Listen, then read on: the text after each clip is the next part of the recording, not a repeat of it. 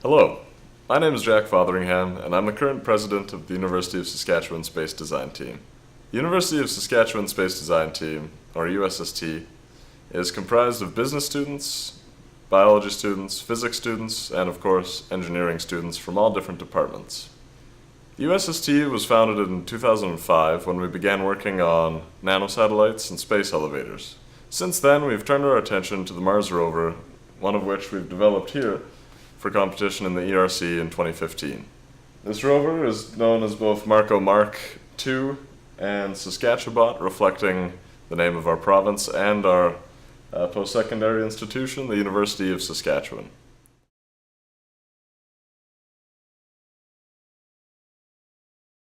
As of right now, the team is comprised of about 25 members, all of whom are very excited and passionate about our space-related projects. On the administrative side of things, we have a handful of executive positions which serve to oversee the finance and administration of the team. Austin Shirley is our VP of Engineering, and he oversees both the mechanical and electrical teams. Nicole Parker is the treasurer and oversees the finances. Daniel Ness is VP Operations and has a large role with sponsorship and donations. Josh Arganosa serves as the team's secretary, and I'm the president. On the engineering side of things, the team is divided into two groups. We have the mechanical team and the electrical team. The mechanical team lead is Seamus Woodward-George, and Liam Bindle is the electrical team lead.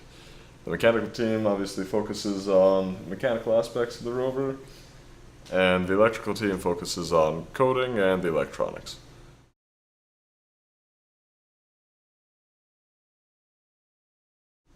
Having already competed in the University Rover Challenge in Utah 2 times, this year we wanted to find another opportunity to compete on the international stage.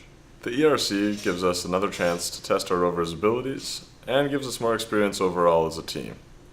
Our rover performed quite well at the University Rover Challenge, so we knew we had a really good platform to start adapting towards the ERC tasks. One of the critical changes we had to make to our rover is we needed to redesign our radio system in order to adhere to European radio regulations. Another new part for the ERC is the Autonomous Navigation Module. This module contains an RTK GPS system as well as LiDAR on a rotating turret. This is going to allow the rover to track itself within centimeter accuracy as well as pick up objects and obstacles in the distance. With our object detection software as well as navigation software, the rover will find itself an optimal route and drive itself there. We've also modified our ARM and sample collection designs in order to merge them into one for the ERC sample collection task. We've also designed custom circuit boards for the ARM and for the drive system in order to optimize them, make them more professional looking, as well as add a couple more features such as the voltage sensing on the ARM. And of course, there's still one big challenge to face, and that's transporting the rover from the University of Saskatchewan to Poland. In order to do this, we've been talking with our university and customs broker in order to make the process as smooth as possible, but we've also had to make a couple mechanical changes in order to simplify the disassembly and reassembly process. I think that competing in the ERC in 2015 is important for the USST because it represents the first time, at least since we've been designing Mars rovers, that we'll be able to travel to compete outside of North America. I think this will bring with it a host of new challenges, but it will provide a big opportunity for growth for the team. I know that there are a lot of Polish teams especially that are very competitive, and so I'm looking forward to introducing the team to a new level of competition. I'm excited to go to the European Rover Challenge because it will allow me to see firsthand how our design performs in the field and see the rovers that all the other teams brought to the competition. This knowledge and experience will help me and the USST prepare for future competitions and careers in industry. I'm really looking forward to ERC this year. It's a great opportunity, not only for myself personally, but also for our team to compete with other student groups from across the world and interact with other students and see the diversity in designs and ideas that people have for these competitions. This is an important milestone for us as well because it's the first time our team has done 2 competitions in a single year. It's really opened our eyes to how much work is required for us to do and also kind of shown us some different design approaches we could take to make the rover more modular and more efficient so we don't have to spend so much time redesigning things when there's a second competition.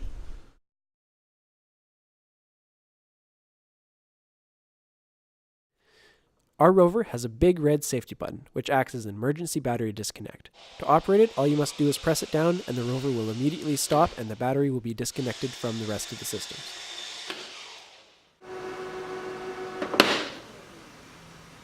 In order to remotely disable the rover, the operator only needs to close down the main software.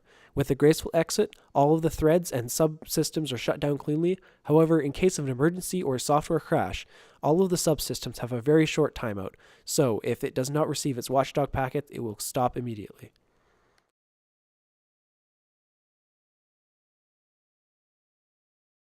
The rover is operated by a minimum of 2 people. One person drives the rover through the Oculus Rift head-tracked camera, and the other person either operates the arm or runs the navigation software. The base station setup is very simple, only requiring 2 laptops, power cables, an Oculus Rift, as well as antenna cables out to the base station tower. The tower, we will be arriving a few days early to build in Poland in order to make transportation a lot easier.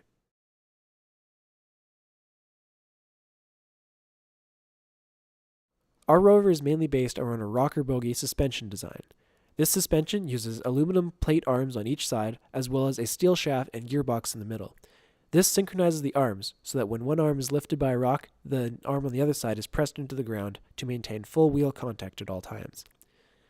The rover is supported by a carbon fiber chassis which is very lightweight and hopefully will get us a few extra bonus points during the competition. And the wheels are an in-wheel motor brushed DC variety. They're very lightweight, they have a low stall current, and allow us to make the best use of our battery. The battery we chose is a very large lithium iron phosphate battery. We chose this because it is a lot safer than a comparable power lithium polymer battery. It also gives us pretty good capacity, and the rover is able to drive for multiple hours. The rover control system consists of a central Raspberry Pi, which branches out to slave microcontrollers, each on its own module control board. The rover's top speed is about 1 meter per second. However, its motors and motor controllers allow it to maintain the speed over pretty much any type of terrain provided it doesn't get stuck. Our cooling design also allows the motors to be stalled for a fairly long period of time before we need to take a break. The arm is able to rotate continuously thanks to a slip ring on its base, and in its normal range of motion, we have made inverse kinematic calculations, which means that we can type in a final position and the arm will find its own path to that point. This is really useful for when we're working on control panels, however we do have the option for manual control when that is required.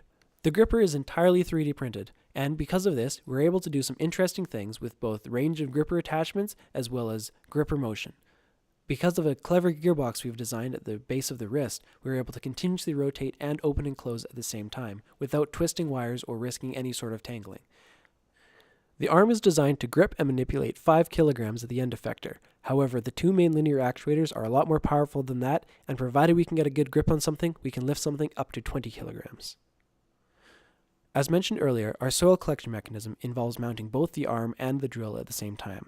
The drill is actually a soil auger, which allows us to drill deeply and quickly and eject any unwanted topsoil out of the top.